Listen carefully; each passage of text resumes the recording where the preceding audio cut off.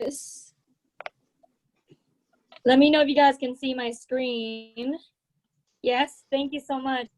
All right, let's kick it off really quick before Josh goes into all the numbers, and then I'll go into the how-tos.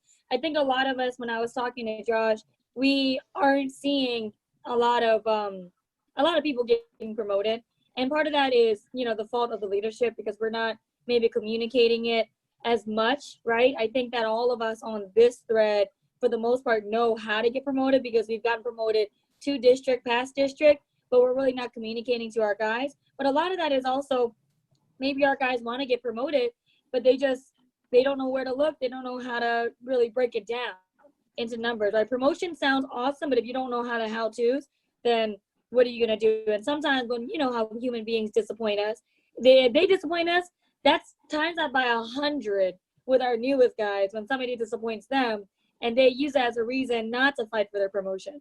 So at the end of the day, we got to do some reverse engineering, which Josh will talk about. But let's talk about the mentality behind this. So why to do this? Why to do that? Why to get promoted? Why to get licensed people? Why to recruit? One, we want to align with our leaders. We, as leaders ourselves, we always want our team to align with us. But if we're not aligning with our leaders, then how can we ask somebody else of something we're not doing? So our goal right now is to get Shaq to $1 million of annual 12-month rolling 12 income. But first he has to hit a 500 grand first. And that is going to take everybody, all hands on deck to do that. It starts with all the basics. But you can't get somebody promoted without getting them licensed first. And you can't get more licensed reps under you or in this hierarchy without more recruits. And you can't do that without understanding the numbers. We have to adopt the mentality of higher standards, not just the standards the company throws out there. The average winner is going to run with the average numbers. We are the standard hierarchy. We're the one that's known as the number one hierarchy. We have to get Shaq back up to breaking records in the company, not in Virginia, not locally, not regionally, but in the company. And if Shaq's not your direct upline, we're talking about Samir, we're talking about Shay, we're talking about everyone else, Dante. So bigger and stronger promotions is what we want, and that's from leading from the front. We have to prepare a clear, simple path for our new recruits to follow and also duplicate. It's not just them following us, but can they repeat that to the next person? Bruce always says on our call, not to just worry about being the great person at the kitchen table. If your recruit is telling you, oh, that was so good, Josh, you're in big trouble. You want your recruit to be saying, wow, that was easy. I think I could do that after a couple times. I think I can do this. That's what you want to hear. It has to be a clear, simple path for new recruits to be able to follow and duplicate and repeat to their newer guys. And everyone, the standard is, in your mind, it has to start in this mind first. Because the biggest battle you're going to have, like Bruce says, is the 6 inches between your two ears. Everyone gets a recruit that comes in. Everyone in your base shop, Sarah, gets a recruit. Everyone, Peter and Tia, gets a recruit. Everyone comes on and gets licensed. Everyone comes on and gets promoted. Everyone gets a chance here. And until they prove that they don't want it, then, I mean, it's up to us to keep pushing them until they say, you know what, Joel, I don't want to be pushed anymore. I don't care to get promoted. I don't want you to spend your time with me anymore. I don't want you to push me at all. Until they say that, we're going to keep pushing and pushing and pushing and communicate that, hey, Mr. New Recruit, you're going to thank me later. Trust me. I was telling Alex that the other day. I always tell somebody, if I feel like I'm being pushy with my new recruits, with my downlines, I say, listen, I don't mean to sound like bossy, pushy, whatever, but listen, you'll thank me later. They usually listen a little bit more after I find out that I say that. So let's talk about the standards and why we want to raise the standard. Go ahead, Josh. What's up? Good morning, everybody. There's standards for everything that we do here in this hierarchy, yet so few people are aware of them. I'm not even going to say needing them. So many folks are unaware of them, and you can't reach a height you don't know exists. So when people say you got to do it big and you got to do it fast, you know, people don't understand, like, don't confuse small with big. Double digiting every month is the precursor to just becoming an RVP, getting into the right markets, finding your next superstar, but it's not big. It's just a precursor. And then, doing it fast, today, check this out. Somebody clicked over 50,000 of rolling 12 in 6 months of being in this business under Miguel Illich down in Florida. That's fast. That's big and fast. So when it comes to recruiting, which is the precursor to licensing, we'll get into why licensing is such a huge emphasis and should be a massive emphasis based on everything Jen just went over in a second. But big recruiting, in my opinion, is when you start recruiting 50 or more. Jen eclipsed this, I don't know, I can't remember if it was last month or the month before, but if you can get to 50 people a month, that's grounds for being able to produce a regional vice president. It's great to become a regional vice president, but when you're recruiting 50 a month, somewhere in that batch is some superstar that is definitely going to, she said she did it in May, right? So somewhere in that batch is somebody that's going to do something big and say, hey, I want to double-digit recruit, and I want to, not only do I want to be a trainer, but I want to create trainers, right? That's what you get when you start recruiting 50 people a month. You also get minimum 10 licenses a month, which at the end of the year is 120 licenses. Which brings me to licensing. What is big licensing? It's 10. It's 10 licenses a month. And that is in perfect alignment with the number I said with recruiting. Because if minimum you're licensing 20% of the people that you recruit monthly, 20% of 50 is 10. So it's one thing to double-digit recruit. It's a whole nother thing to double-digit license. We need to change what we think is acceptable in our minds, and we'll raise the bar by doing that. Double-digit licensing is the new standard. That is something that we're going to be talking about incessantly moving forward. Big promotions is what comes next from licensing. Not necessarily because you're so great as a trainer, but because, you can only do so much for somebody. Once you teach them everything they need to know in the beginning, we're going to see what they're made of thereon. And if you're recruiting 50 people a month, licensing 10 people a month, it's fair to say that in that batch, 5 individuals can do 3,000 minimum of production. That's fair to expect. It's not too much. And you guys do not need permission to start executing on what you need to have big numbers coming through your organizations. A lot of people think that they need permission, or they're waiting for someone to, I don't know, just grant them permission to go out there and start putting themselves out there, prospecting incessantly. You don't need permission. You are your own boss here. You're a walking, talking billboard, walking, talking advertisement.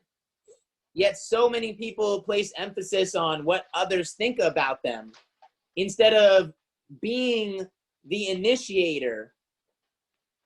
That mentality's got to change. The second you realize you are a boss here on a 1099 contract, it will begin to empower you to do what you have to do on a daily basis with your daily disciplines. Another reason why this is so important is because, like licensing and recruiting and doing it big, is because the money's at the regional vice president level. The founder of this company said he founded Primerica for 2 reasons. Big part-time income, right? A lot of people cut grass on the weekends, drive Uber, part-time retail. They make $2,000-3,000 part-time working 50, 60 hours a week. Bi-weekly is when they get paid. But here, someone can literally put in 5 hours a week of work and make $3,000 a week, $12,000 a month part-time. How do I know? Because Sheila Bustamante has done it.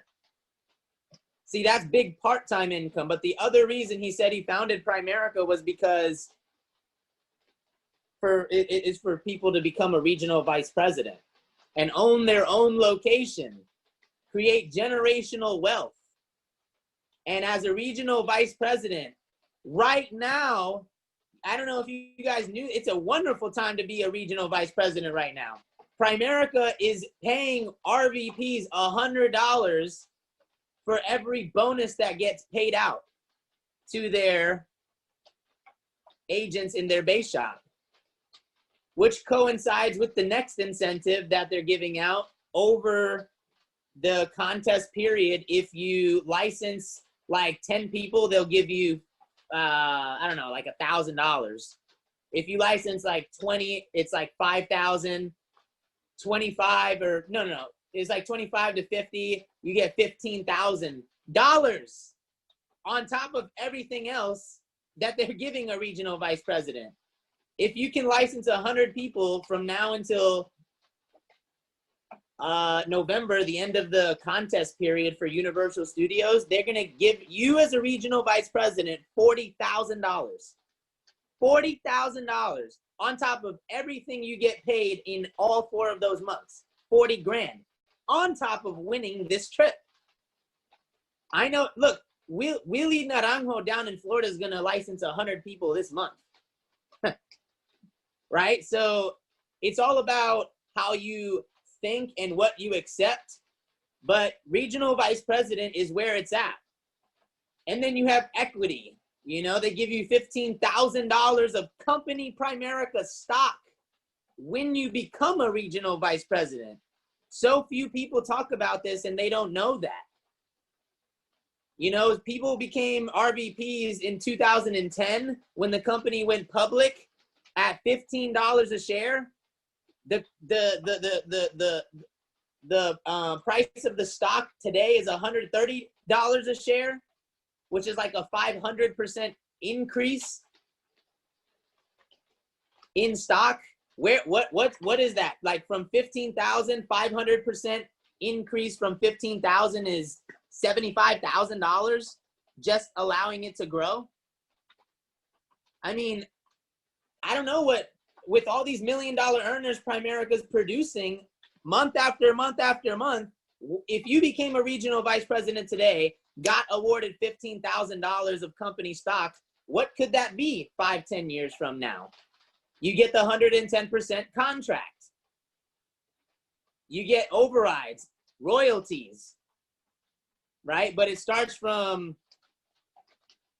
you know, how you think, what you place emphasis on, and things of that nature. When we say reverse engineering, we're talking about at a job, people show up and they clock in and they kind of expect what they're going to earn if they put in X amount of hours, because they trade their time for their money. And it's their money is never going to go up, no matter how much more they work. They might be able to put overtime in, but it's not going to, you know, fluctuate their income too much. In Primerica, in business, what you do is you set a goal and you work backwards from that goal to figure out what type of actions you need to put forth to reach that goal. And I believe that if everyone set a goal to license 100 agents as a regional vice president, that would be a good place to start. First, obviously, you got to become a regional vice president. As a regional vice president, however, if you license 100 people, you will earn $200,000 a year, 80% passive, assuming that you personally write 3 sales in a month. That's it. 3 sales. That's it. Yourself. The rest of them come from your base shop. Now, what's the breakdown of that? There's something called the Pareto principle. And it was this smart scientific smart guy back in the day. Don't ask me much about him, but he said something incredibly smart that said 80% of any group is responsible for 20% of the results, and 20% of the group is responsible for 80% of the results. Always in churches, sports teams, school classrooms, and business. So if that's true, I know that I'm never going to get more out of less. I can't expect to grow my production, my recruiting from my small little team of 30 people. I've got to get it to 100, because 20% of 30 is 6, but 20% of 100 is 20. So if I have 100 licensed agents, 20% of them are going to be responsible for the 20,000 in production a regional vice president needs to bonus, to get their bonus. How many recruits is it going to take? See, we're working backwards. We're reversing it here. How many recruits is it going to take to get 100 licenses, though? Approximately 500. You say 500 recruits. Oh my gosh, I haven't even gotten 5 recruits. That's okay. Make a decision to start today. You don't need to be great to start, but you do need to start to be great, right? So in Primerica as a corporation licenses 20% of the recruits that they generate in a month, and they might recruit 100,000 people a month, something like that, something absurd like that, right? So when you deal with large numbers, the percentages might be a little lower.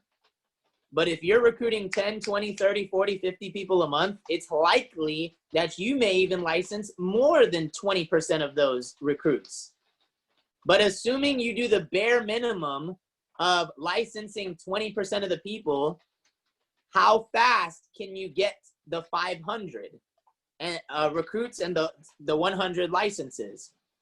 Well, if you recruit 10 people per month, double-digit minimum, it's going to take you 4 years. That's why I have that crying emoji, to get to the 500 recruits and the 100 licenses. But if you recruit, if let's say in double-digit recruiting monthly, someone pops their head up and says, I want to double-digit recruit too under Jen. And she finds a Shug. Now Jen is recruiting 20 people a month, and it's only going to take her 2 years to get through the 500 to find the 100 licenses. But maybe she finds someone else that wants to double-digit recruit in Bow. Now Jen's team is doing 30 recruits a month. Now it's going to take Jen approximately a year and a half to get through the 500 to find the 100. And then 40 recruits a month, it's going to take a year. 50 recruits a month, which is big. That's what big is. It's only going to take 10 months. Imagine being a regional vice president, okay, in the next year. And then 10 months from that day, you're earning $200,000 a year passively because you've licensed 100 people. That's how this reverse engineering process works.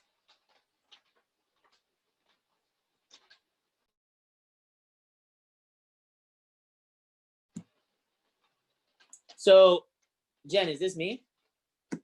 Nope. That's good. Sorry, I was on mute, guys. Ha. Great job, Josh. So what I was saying when I was on mute, Josh and I balance each other out a lot, as you guys can tell, because he's a lot about the numbers. He breaks it down. And some of you guys, I can look already. You're already confused because there's so many numbers going on. I understand that. Write it down, look at it, and review your notes. And a lot of what he's going over, you've already heard about. It's just discombobulated in your mind. A lot of what I'm going to go over is still discombobulated in your mind. Why? Because we're not where we want to be, right? We know that. So when I go through this, when we go through this, just open up your mind a little bit and just restart. Because some of us think we know it, but getting promoted is not complicated. Recruiting is not complicated. Licensing is not complicated. It's simple.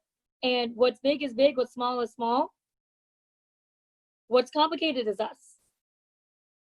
So when we go through this, how to recruit, you might have heard this already. Take notes on it, internalize it, and let's actually use it this time instead of just putting it on a piece of paper and putting it somewhere under our kitchen dresser or drawer, right? So let's go through how to recruit. How do we recruit? It starts with 10 recruits, first of all. Like Josh said, have a goal in your mind. It starts with 10. Again, why 10? That's the boiling point. Water boils at 212, not 211, not 210, not 200. At that point, it's just hot. You want to boil. As soon as you start seeing 10 recruits, the 20% rule starts to work with you. You find the 2 people that are going to get licensed, the 2 superstars that actually want to do something, that actually are going to do something. How do you get to 10 recruits a month? You get to 10 weekly attendance. If the people that have double digited on our team that I can speak for have always preceded the 10 recruits with 10 plus of weekly team attendance. Always, not sometimes, always. I know that somebody's not going to double digit if they don't have at least 10 plus of weekly team attendance. So when I see somebody's not at 10 attendance, I go haywire. Everything starts with attendance, which brings the recruits, or vice versa.